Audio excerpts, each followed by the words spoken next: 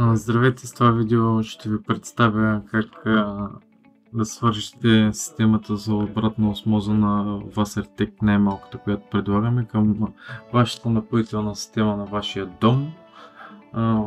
В комплекта, както виждате, има няколко вида накрайници.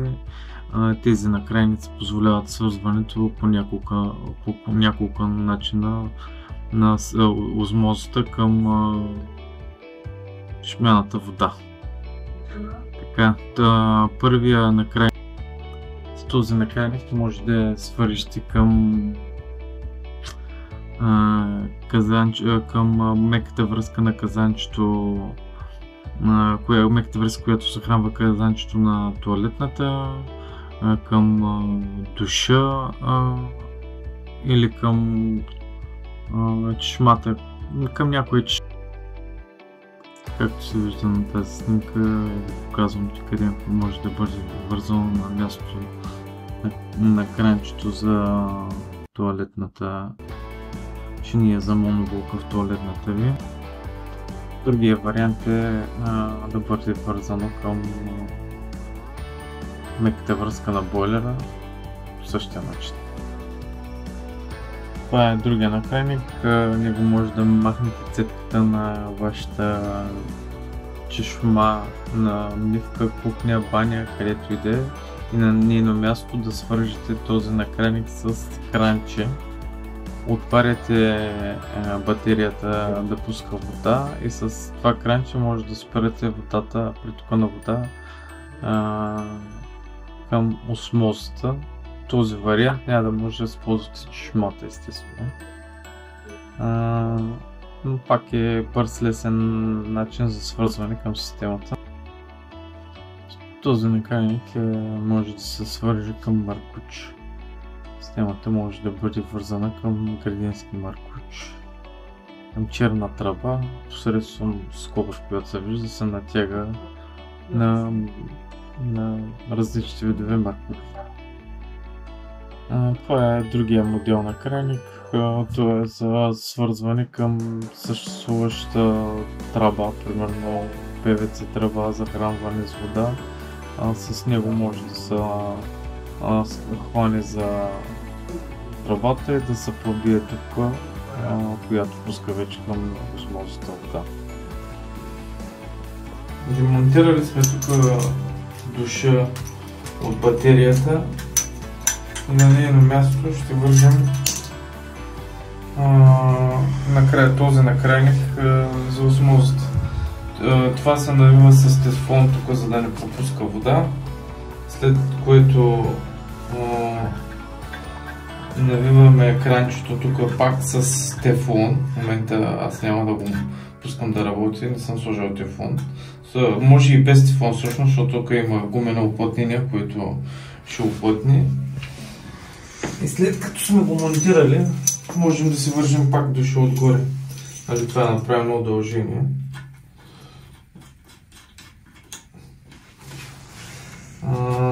Само че това се прави, ако примерно може да се спре душа тук, защото като пуснем вода ще тече и тук, ще тече и насам. Другия вариант е тук да се сложи една тапа, да се вземе такава тапа да се затапи и това ще се работи само за осмозата. Другия възможен накрайник е този, който се монтира на обикновена чешма, като се превози накрайник на чешмата и на негово място се монтира това. Това е с кранче, то си има гумичка, която е там, съм е сложил. Монтира се тук и това кранче, пускаш чешмата и с това кранче спираш притока на вода. И пускаш притока на вода. Това едновременно може да работи като мивка и може и да захранва осмозата. Като тук се вързва, тук вече вързваме захранването на осмозата, който е този белия кабел. Това става много елементарно. И тук на този накрайник намушваме маркуча на осмозата. По-лесно става, ако го нагреете с запалка, но и така на ръка става. Стяга се това с ключи И вече имаме кранче от тук да спираме водата и да я пускаме. Белият кабел захранва осмозата с вода, червеният кабел е мръсната вода, която осмозата изхвърля, синият кабел е маркучи, извинявам се, е пречистената вода. И това е.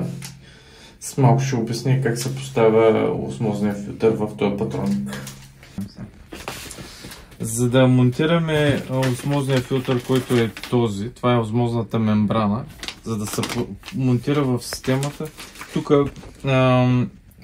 този филтър е седиментен, този е карбонов, този е мембраната на осмозата, която се поставя вътре.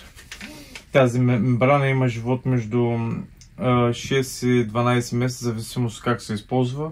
В никакъв случай тази система не трябва да остава без вода за по-дълъг период, защото умира мембраната и спира да работи, което е най-скъпия филтър от системата. Ако си купите допълнително тази мембрана, за да я подмените, тя е долу-горе 60-70% от стойността на целия филтър. Сега как става монтирането? Тук има пинчета, тия тръбички. Това пинче го вадиш. Има резервни в комплекта. И тая капачка трябва да е вкарана навътре, за да се извади маркуче.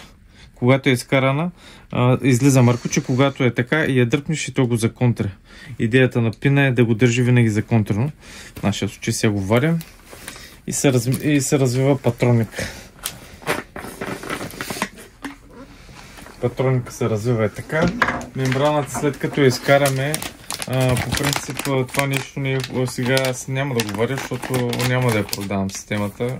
Ще остане, но и тук има една гумено уплътнение, което тук има такъв остър накрайник, който влиза тук вътре на дъното на системата и се штраква хубаво, а тук има гумено уплътнение, което уплътнява в тази част. След като се вкара хубаво това нещо, се затваря патронника.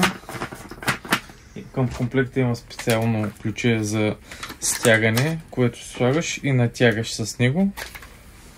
Връщаш обратно маркуча.